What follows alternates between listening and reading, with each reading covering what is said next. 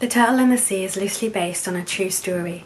When I was a teenager, I signed a multi-million-pound record deal with Sony, and 10 years later, I was running a kung fu school with my boyfriend Shifu Yanlei, who's a 34th generation fighting disciple from the Shaolin Temple in China.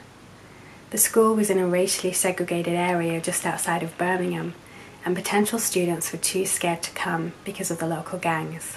The story fell into place a few years later when Yanlei flew to China to pay for his mother's heart operation. Before he left, they had an argument because the operation was going to cost £20,000 and his mother felt she only had 5 years left to live and 5 years wasn't worth £20,000. So what I did is I pulled all of these elements together and I gave the story a ticking clock where my character Lena and Yanlei's character Jay have got 9 weeks to make £20,000. So my character Lena is a singer and she's just been dumped by her record label, and she's the only person in the film who's ever been given a voice in this country, which Jay, as soon as he arrives in the UK, realises. So do you know about this place? Great Britain, you are not so great now. I can't believe how poor you are. But this isn't Britain. Come to London. There's a lot of debate at the moment about how the media and film has been hijacked by posh people. This is completely true. This film could never have been made if we hadn't put our own money in. You can't stop us from taking a look. How's she gonna get any students if she keeps telling everyone to fuck off? Cunt is mad.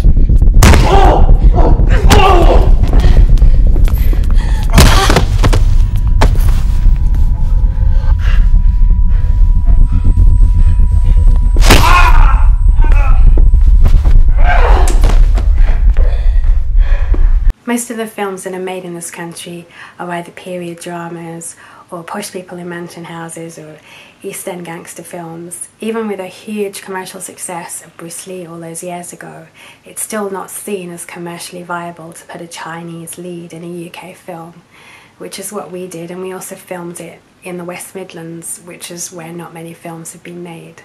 I wrote the film as a way to make sense of my experiences and as a way to make sense of my country. One of the characters, Azim, is a third-generation Pakistani immigrant. He lives in a very segregated community and he calls the white people the English. And he's based on a number of characters who used to come to the school. For me, he was English because he was very working class. He read the Sun newspaper. He had the same shoddy comprehensive education as myself.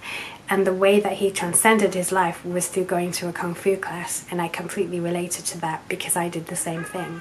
We wanted the music to be stripped down and vulnerable, and for my voice to be very fragile and naked amongst the music.